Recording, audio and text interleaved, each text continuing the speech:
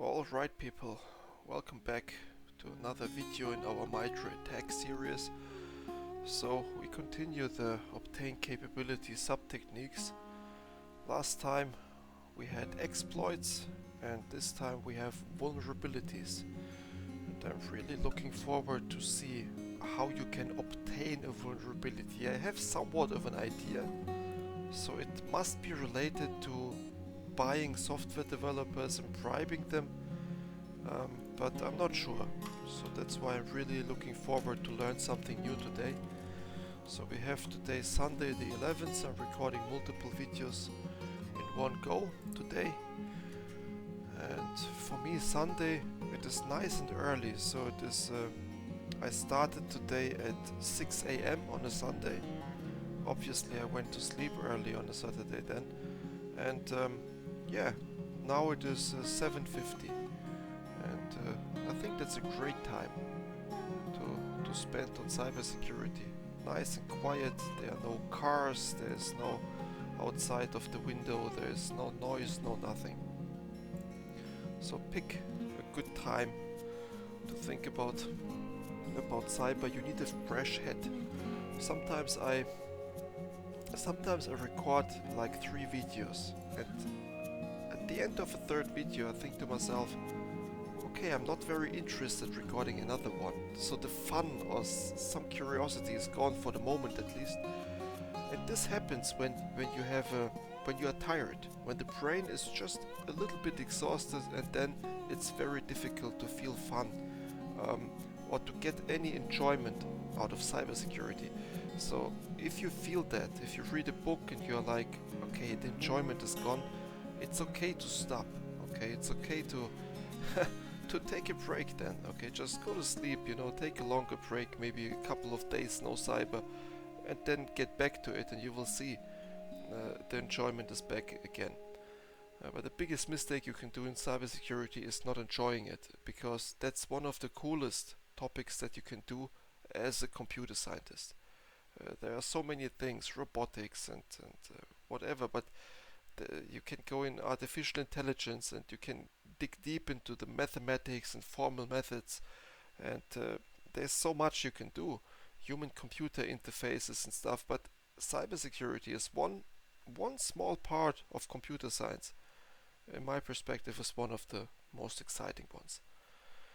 But yeah, we get off topic here. Let's get back to reading. So we are in the resource development again.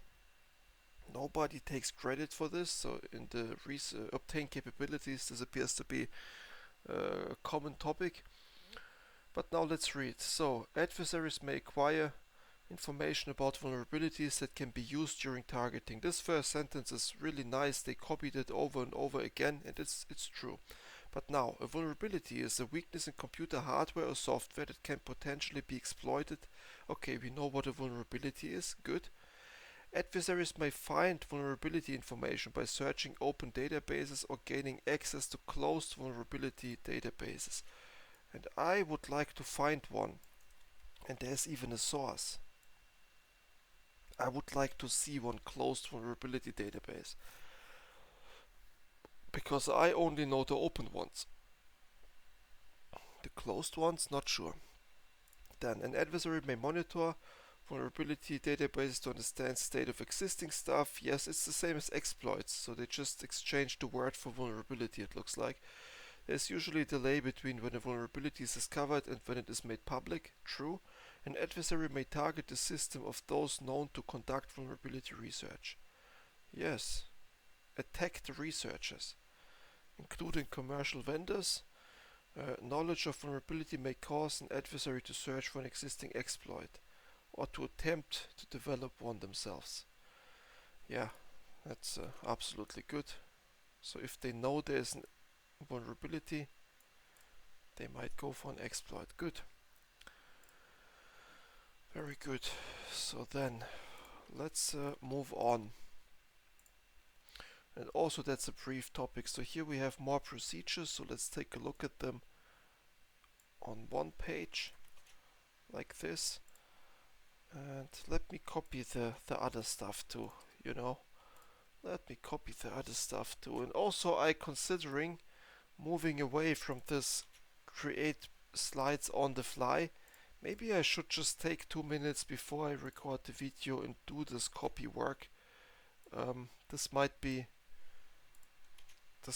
of a value to you guys. I will think about that. So now we copied all of these. Let's go back to the reading mode and see. So here we have procedures. Leviathan Australian intrusions. That's a campaign.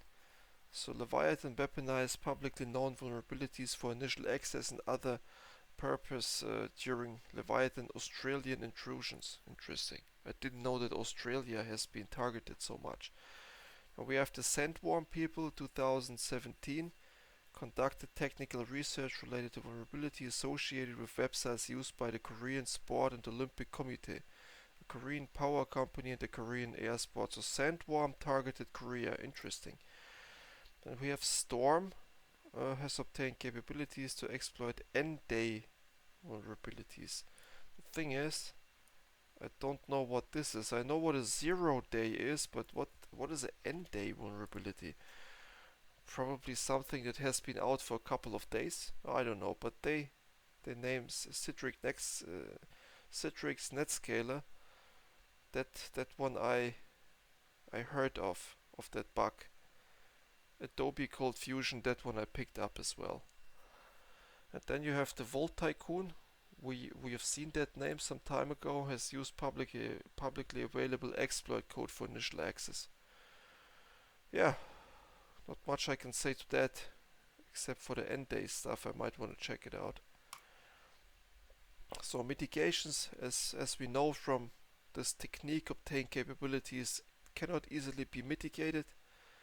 And detection, they say much of this activity will take place outside the visibility, making detection difficult, and detection efforts may focus on related exploit vulnerabilities. Potential use, and that I agree with. I don't know in the last video, but here, try to find potential use. That way you can detect it, and that's totally fine. Okay, and then references. Here the one was National Vulnerability Database. And let me click on that. It's from the NIST. This is from the NIST, look at that. So, that source is indeed very interesting. We will be covering that. I appreciate the NIST a lot, so it's also a US agency. Well, not agency, it is agency is wrong. It is government funded. It is US taxpayers' money going into the research, and it stands for National Institute for Standard and Technology. And yeah, same as MITRE, it's also taxpayers' money that goes into this research, and NIST is also publicly available. Everything they research, you can download the papers, special publications and so on. Doing a good job there. But yeah, that's so far so good, people. So there's not much we can say about vulnerabilities, but we now know that it can be part of the obtain capability technique. We know where to locate it. We know a little bit where to find closed vulnerability databases. I find it interesting that when they talk about closed vulnerability database, well, it's one sentence, it must be the open aspect here, but NIST is not a closed vulnerability database, it's more like an open database. But yeah, we figured out what it is, we know some procedures, end-day vulnerability, new word that we learned. If I encounter it more often, I will eventually find out what it means. If I only read it once in my life, I must assume that it's just a slip off, or whatever you call it, by the author. They just use the word or whatever. Mitigation detection, you can't mitigate it, but you can detect related activities. So you can't mitigate the guy buying a vulnerability or finding out about it, but when an exploit then with that happens, you can detect it. And yeah, great source we identified again. So far so good. Then thank you for watching. Thank you for spending time on cybersecurity. It is time well spent, and see you in the next video then. Goodbye.